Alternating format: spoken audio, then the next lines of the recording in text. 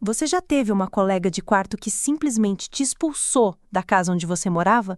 Não só isso, como fez isso de um jeito tão frio e inesperado que você fica sem chão, sem entender o que aconteceu? Pois essa foi a minha realidade e vou te contar, foi um dos momentos mais chocantes e angustiantes da minha vida. No começo, a Fern parecia a pessoa perfeita para dividir a casa. A gente tinha trabalhado junta, ela parecia super gente boa, aquela amiga parceira que todo mundo quer ter.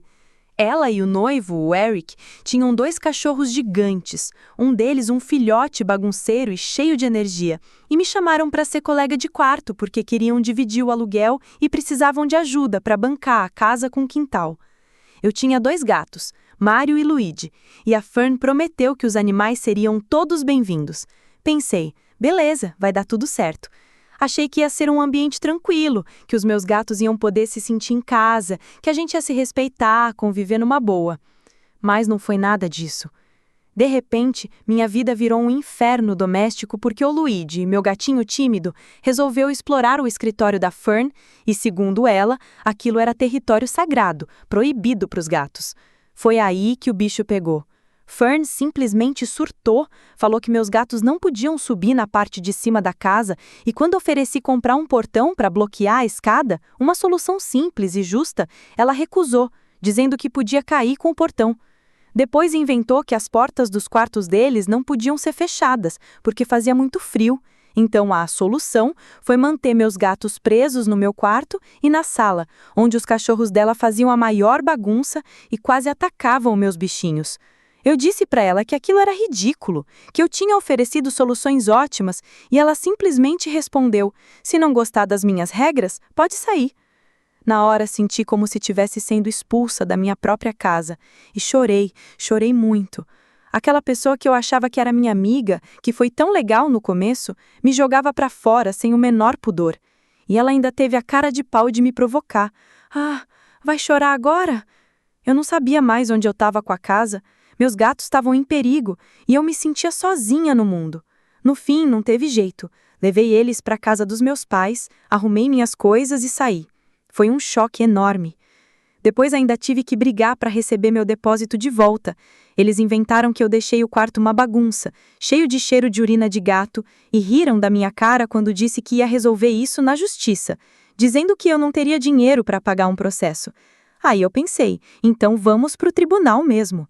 No tribunal, nervosa, enfrentei a Fern e o Eric. Eles chegaram atrasados, tentaram me incriminar com fotos que eu mesma tirei antes de sair, fotos que mostravam só o tapete aspirado. O juiz foi claro, não havia dano algum e eles deviam me pagar os $700 do depósito, mais as taxas do tribunal. Eles recorreram, claro, mas desistiram no último minuto e finalmente me pagaram. Acabou. Hoje, quando olho para trás, vejo que sobrevivi a uma tempestade que parecia interminável e que, apesar de tudo, a justiça pode ser feita. Essa é a história de uma traição, de uma expulsão, mas também da força que a gente encontra para lutar por aquilo que é nosso. Se você quer saber como essa história toda aconteceu, prepare-se, porque vou contar tudo nos mínimos detalhes.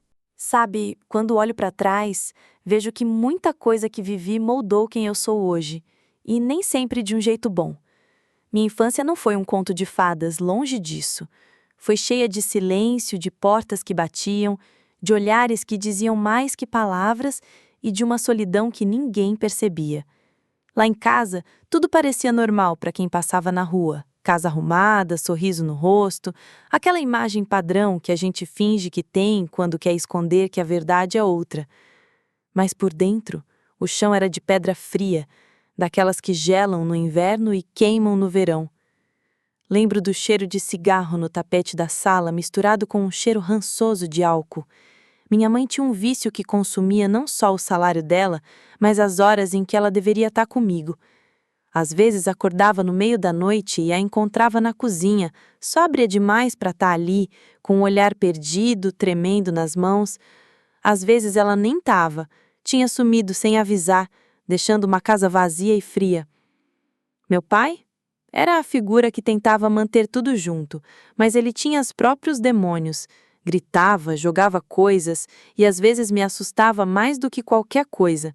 Eu me escondia debaixo da mesa da cozinha, tentando não fazer barulho, tentando ser invisível. Eu não sabia direito o que estava acontecendo, só sabia que eu precisava ser pequena, passar despercebida, para não virar alvo. No colégio, ninguém sabia o que acontecia em casa. Eu era a menina quieta, que fazia as tarefas direitinho, que nunca se metia em confusão, porque eu tinha medo. Medo de que, se eu dissesse algo errado, as coisas piorassem. O cheiro da minha mochila às vezes tinha um pouco daquele cheiro de fumaça, porque eu pegava as roupas da minha mãe para dormir e ficava perto dela, mesmo quando ela não estava presente de verdade. A confusão dentro da minha cabeça era constante. Eu queria tanto um abraço que durasse, tudo vai ficar bem sincero, mas o que eu recebia era silêncio, portas fechando e uma tristeza que não cabia no meu corpo. Para lidar, criei um mundo só meu. Desenhos, livros, meus gatos imaginários. Eu falava com eles, contava os meus segredos e eles me davam um pouco de conforto. A verdade é que eu normalizei aquele sofrimento. Cresci achando que era normal minha mãe esquecer de mim, que era normal ser ignorada, que era normal ter que me virar sozinha. E o pior é que isso me deixou com um nó na garganta que até hoje às vezes aperta quando eu lembro. A mistura de esperança e medo, de amor e abandono, fazia meu coração pulsar numa velocidade que eu não entendia. Eu sentia na pele cada pequeno gesto, um olhar de reprovação, uma palavra dura, o silêncio que pesa mais que um grito. Meu corpo se encolhia toda vez que a Fern, aquela futura colega de quarto que eu ainda não conhecia, gritava comigo mais tarde naquele episódio que virou o meu inferno, porque, sem saber, eu estava revivendo aquela sensação de não ser bem-vinda, de ser empurrada para fora do meu espaço. Mas naquela época eu não sabia que podia ser diferente. A rotina da minha infância me ensinou a ficar calada, a engolir o choro, a tentar ser invisível. Eu era aquela menina que sorria para as pessoas, mas que carregava um universo de dores e inseguranças dentro. Cada noite era um desafio para dormir, com os pensamentos girando na cabeça, tentando entender o que era amor, o que era família e por que eu me sentia tão sozinha. Foi ali que comecei a desenvolver meus mecanismos de sobrevivência, me fechar para o mundo, me apegar ao que podia controlar, como meus gatos, que eram a minha única certeza de companhia e afeto. Eles não julgavam, não faziam cobranças e me amavam mesmo quando eu não conseguia me amar. Eu queria que a minha casa fosse um lugar seguro, mas o que eu encontrava na vida era justamente o oposto. Então, quando conheci a Fern e achei que tinha encontrado alguém que pudesse ser diferente, que pudesse me dar a chance de ter um lar, uma família escolhida, não fazia ideia do que estava por vir, porque a bagunça emocional que eu carregava comigo se encontraria com a bagunça que ela criou, e juntas, essas duas tempestades iriam destruir tudo. A gente já tinha se mudado para casa fazia alguns meses, quando o clima começou a azedar de verdade.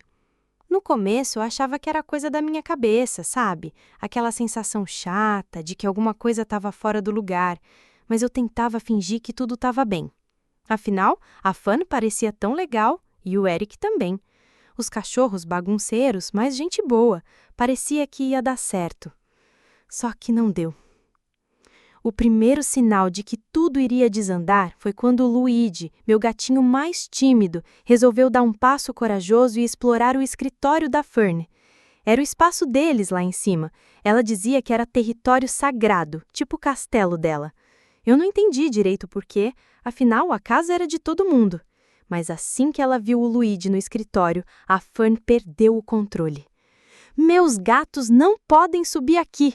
ela gritou, com os olhos arregalados, quase me fazendo pular do susto. Tentei argumentar que era só um gatinho curioso, que não fazia mal, que a gente podia colocar um portão na escada para os gatos não subirem, e eu pagaria isso numa boa. Ela só bufou e disse que não, porque ia cair. Fiquei pensando, sério? Que medo é esse? Um portão que a gente compra para evitar acidente não serve?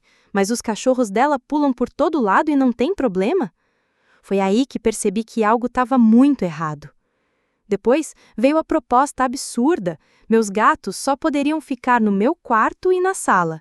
E adivinha? Era justamente onde os cachorros bagunceiros e sem educação dela passavam o tempo, fazendo a maior confusão. Eu falei, Fern, isso não faz sentido nenhum. Meus gatos não podem ficar presos assim, eles vão enlouquecer. Ela, no seu discurso clássico de alguém cheia de si, respondeu seca. Se não gostar das minhas regras, pode sair. Naquele momento, senti o chão sumir sob meus pés. Foi como se ela tivesse jogado uma bomba e eu não tivesse nem como me proteger. Comecei a chorar, e olha que não costumo chorar fácil. Aquela pessoa, que tinha sido tão legal antes, me tratava como se eu fosse um problema, uma intrusa na casa que eu ajudava a pagar. Ela ainda teve a cara de pau de soltar. Ah, vai chorar agora?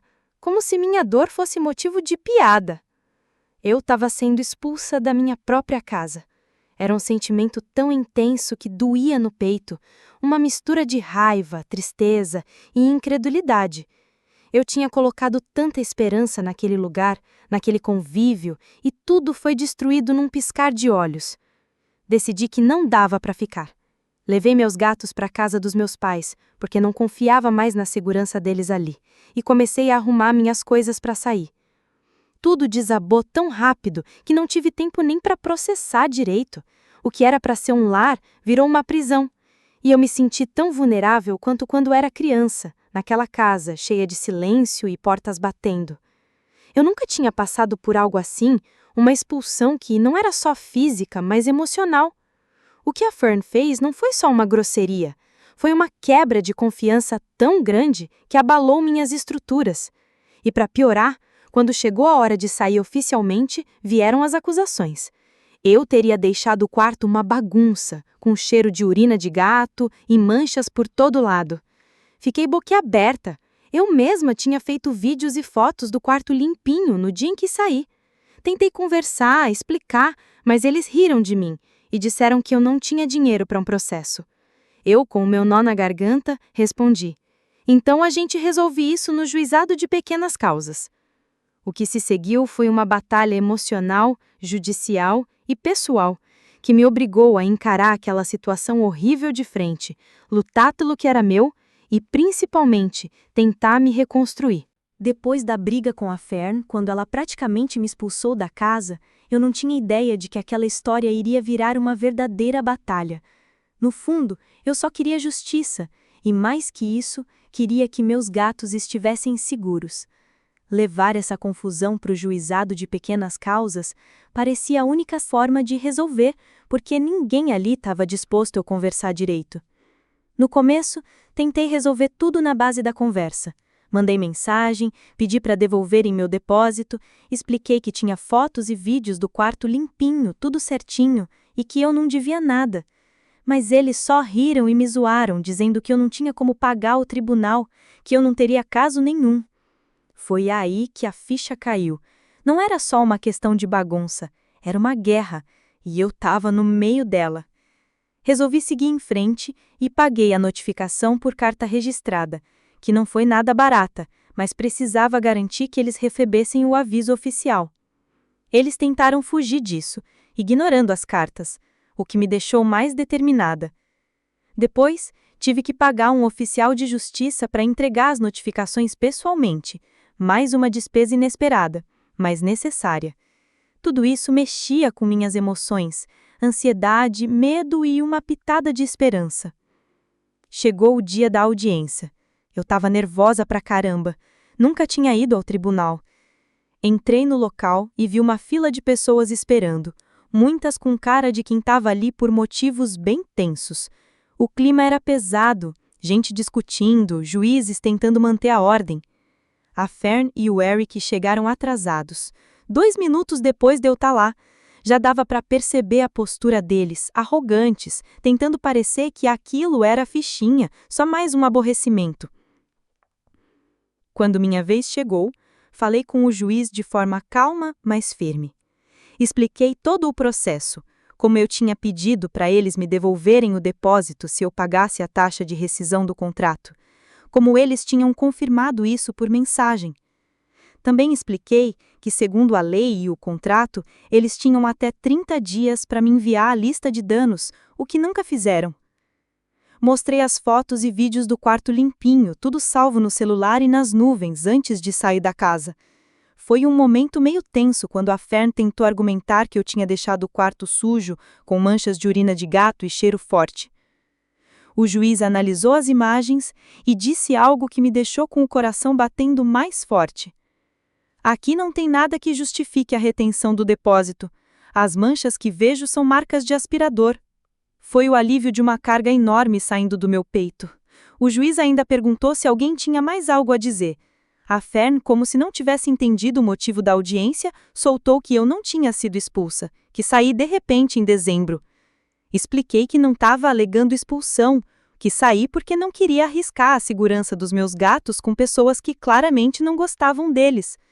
O juiz foi claro, eu tinha o ônus da prova, e pelo que viu, eu estava correta. Determinou que me devolvessem os $700 do depósito, além das taxas do tribunal, que foram $180. Mas como em qualquer história cheia de reviravoltas, eles recorreram. Eu me preparei para enfrentar aquilo de novo, sabendo que a luta ainda não tinha acabado. Enquanto isso, dentro da minha cabeça, eu tentava processar tudo aquilo. A sensação de que eu tinha conseguido um pouco de justiça, mas também o medo de que pudesse perder tudo de novo. Naquele dia, mais do que nunca, percebi que não era só uma questão de dinheiro ou depósito. Era uma questão de respeito, de dignidade. E eu estava disposta a lutar por isso, custasse o que custasse. Os dias se arrastavam, e quanto mais o tempo passava, mais Clara parecia afundar em um abismo sem fundo. Seus olhos estavam sempre vidrados, sua voz era ausente, e até as tarefas mais simples se tornavam fardos insuportáveis. Ela começou a faltar às aulas com frequência. Quando aparecia, chegava com os olhos inchados, roupas desalinhadas e um caderno cheio de rabiscos e frases desconexas. Professores comentavam entre si, mas ninguém parecia disposto a interferir. Foi uma professora substituta, chamada Elisa, quem percebeu que havia algo mais profundo acontecendo. Em uma aula de redação, Clara entregou um texto que não era apenas triste, era perturbador. As palavras falavam de gritos no meio da noite, de mãos que feriam, de promessas quebradas, de uma menina invisível presa num mundo onde ninguém a ouvia. Elisa leu o texto 3 vezes antes de ir à direção. No mesmo dia, o conselho tutelar foi chamado. Clara foi levada para uma sala isolada e fria, onde 3 adultos sentaram-se à sua frente com olhares preocupados. Fizeram perguntas vagas no início, mas à medida que ela hesitava, as perguntas ficaram mais incisivas.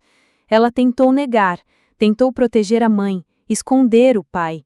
Mas quando mencionaram o texto que ela havia escrito, seus olhos se encheram de lágrimas e a voz falhou. Vocês não têm ideia de como é difícil voltar para casa e fingir que está tudo bem, murmurou. Foi o suficiente. A máquina institucional começou a se mover. Relatórios, entrevistas, visitas à casa. O que encontraram confirmaram os piores temores. Clara vivia em um ambiente hostil, marcado por abusos psicológicos, negligência e violência velada. A geladeira estava quase vazia, a casa suja, o quarto da menina trancado com um cadeado velho que só o pai possuía. Livros escondidos embaixo da cama, cartas rasgadas em uma lixeira. Havia sinais demais. Clara foi afastada de casa no mesmo dia. Não houve tempo para se despedir, apenas um bilhete rápido e um saco com algumas roupas. Ela foi colocada em um abrigo temporário, rodeada por estranhos, com o coração em pedaços e uma sensação de culpa que a esmagava. Embora houvesse alívio por ter saído do inferno, havia também medo. Medo do que viria a seguir, de quem ela se tornaria longe de tudo o que conhecia. Pela primeira vez em muito tempo, Clara dormiu em silêncio. Mas aquele silêncio, em vez de consolo, parecia um eco de tudo que ela havia perdido. Clara passou 2 semanas no abrigo temporário. Era um lugar simples, com paredes bege, camas de beliche e janelas sempre trancadas. O refeitório servia arroz, feijão e alguma proteína, sempre morna, nunca quente. As outras meninas com quem dividia o quarto tinham histórias tão pesadas quanto a dela. Algumas falavam demais, como se quisessem vomitar anos de silêncio. Outras, como Clara, preferiam o silêncio, observando e escondendo as cicatrizes atrás de olhos atentos. Foi ali que conheceu a assistente social Juliana, uma mulher de cabelos crespos presos num coque e olhos serenos. Juliana não forçava conversas, apenas sentava ao lado, às vezes com um chocolate na mão, e dizia: "Se quiser conversar, estou aqui. Se não, tudo bem também." Aos poucos, Clara começou a falar. Contava pequenas coisas no início: o nome do seu gato, os livros que gostava de ler, o medo que sentia quando o pai batia a porta com força. Juliana escutava tudo, e foi ela quem conseguiu algo além: uma família de acolhimento provisória.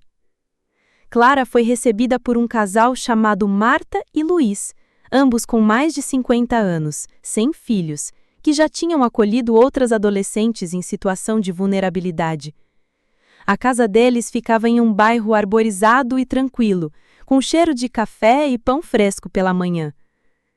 No início, Clara não confiava. Dormia de roupa, trancava a porta do quarto com um móvel encostado, comia rápido e falava pouco. Marta, com sua paciência infinita, apenas sorria e deixava bilhetinhos carinhosos nas laterais dos cadernos da menina. Luiz reparava na forma como ela evitava abraços e se limitava a desejar bom dia com um aceno leve. Com o tempo, as defesas de Clara começaram a ruir. Certa noite, quando a luz acabou durante uma tempestade, ela correu para o quarto de Marta, tremendo de medo. A mulher apenas abriu os braços e disse: "Você está segura aqui." E pela primeira vez em anos, Clara chorou no colo de alguém. A escola também mudou. Juliana conseguiu transferi-la para uma instituição menor, mais acolhedora, onde os professores já estavam cientes de sua situação. Foi ali que ela conheceu Helena, uma menina falante e expansiva que logo se tornou sua amiga. Helena não fazia perguntas invasivas, mas compartilhava tudo, da série que assistia à noite até as cartas que escrevia e nunca entregava. Elas combinavam em silêncio e criatividade. Começaram a escrever histórias juntas e Clara redescobriu algo que havia deixado para trás: o prazer de criar. Um dia, durante uma aula de artes, Clara desenhou a si mesma presa numa gaiola. Ao lado, outra versão de si mesma com asas abertas. A professora expôs o desenho na parede da sala e disse: "Isso é mais que arte. Isso é liberdade querendo nascer." Os meses passavam e, mesmo com altos e baixos, Clara começou a florescer. Marta a matriculou em uma oficina de escrita criativa aos sábados, e Luiz, com um carinho tímido, montou uma pequena estante no quarto dela com livros escolhidos especialmente. Ainda assim, Clara ainda tinha pesadelos. Ainda acordava com o coração acelerado, ainda chorava sozinha às vezes, especialmente quando lembrava da mãe ou do que ela havia deixado de fazer. Mas agora havia algo novo: esperança. E com ela, a possibilidade de reconstruir-se a si mesma. Os dias que se seguiram à mudança foram silenciosos, quase irreais. Pareciam flutuar entre o luto e o alívio. Pela primeira vez em muito tempo, ela não tinha medo de acordar. O novo ambiente, embora simples, carregava uma promessa: a de que talvez, finalmente, fosse possível recomeçar. Ainda assim, a dor não havia desaparecido, apenas se tornado mais nítida, mais honesta. O quarto onde ela dormia agora tinha paredes claras, uma cama arrumada e um cheiro constante de lavanda que a voluntária deixava propositalmente no ambiente. Ali, ninguém gritava, ninguém trancava portas, ninguém diminuía suas palavras. Mas as marcas do passado não desapareciam apenas com a ausência de gritos. Elas ficavam ali, pulsando nos momentos em que ela olhava para o espelho e se perguntava quem realmente era. Com a ajuda da assistente social e da psicóloga do abrigo, ela começou a escrever. Era uma forma de catarse. As palavras que não pôde dizer por anos agora ganhavam espaço no papel. No começo hesitava, as mãos tremiam, às vezes chorava sem conseguir terminar uma frase, mas aos poucos o caderno se enchia, não apenas de dor, mas de entendimento, de força, de sobrevivência. Um dos capítulos que ela escreveu falava do dia em que descobriu que era capaz de sorrir de novo. Foi quando, no refeitório do abrigo, uma das meninas novas fez uma piada boba e ela riu. Riu mesmo, sem se forçar. E naquele momento percebeu que ainda havia algo dentro dela que não tinha sido destruído, a capacidade de sentir alegria. Ela começou a se aproximar das outras, a ajudar as que, como ela, chegavam despedaçadas. Contava suas histórias com cuidado, sem expor demais, mas com firmeza suficiente para fazer as outras entenderem que não estavam sozinhas. Virou uma referência ali dentro, a que já havia enfrentado o pior, a que mesmo com os olhos ainda molhados era capaz de estender a mão. O tempo passou, o processo judicial caminhava lentamente, mas com consistência. A mãe, confrontada com a força dos depoimentos e a pressão das autoridades, já não conseguia manter a fachada. Pela primeira vez, ela parecia menor, frágil, sem controle. E isso, por mais contraditório que fosse, também doía. Porque, apesar de tudo, ainda havia dentro dela a criança que queria ser amada, que esperava um pedido de desculpas que nunca vinha. Numa das últimas sessões de terapia antes de deixar o abrigo, a psicóloga perguntou: se você pudesse dizer qualquer coisa para ela hoje, o que diria? Ela pensou por um tempo. A sala estava em silêncio, e então respondeu, com a voz baixa, mas firme: eu diria que ela não me venceu, que eu sou tudo aquilo que ela tentou destruir e ainda assim estou aqui. A resposta ficou ecoando. Era mais que uma frase, era a verdade, a sua verdade. Quando finalmente conseguiu uma vaga em um programa de acolhimento para jovens sobreviventes, partiu com o coração apertado, mas pronto. Levava apenas uma mala pequena, o caderno de escritos e um colar que uma das amigas do abrigo havia lhe dado, com um pingente de asa. Para lembrar que você pode voar, ela dissera. O novo lugar era compartilhado com outras 3 garotas, cada uma com sua dor, sua história, seus silêncios. Mas havia respeito, havia cuidado e, de forma quase imperceptível, havia esperança. Ela começou a estudar. Queria ser psicóloga, queria um dia ajudar outras meninas como ela. À noite, ainda escrevia. Agora, suas palavras já não sangravam tanto. Havia feridas, claro, mas também havia cicatrizes. E elas contavam uma história que valia a pena ser lida. Hoje, quando se olha no espelho, ela ainda vê os traços da menina que sofreu, mas vê também a mulher que escolheu viver, que escolheu quebrar o ciclo, que aprendeu que o amor próprio é um processo, não um destino, e que mesmo quando tudo parece perdido, sempre existe um primeiro passo, por menor que seja. E enquanto caminha para mais um dia de aula, com o sol nascendo devagar e o caderno apertado contra o peito, ela sorri. Não porque tudo está bem, mas porque pela primeira vez ela está em paz.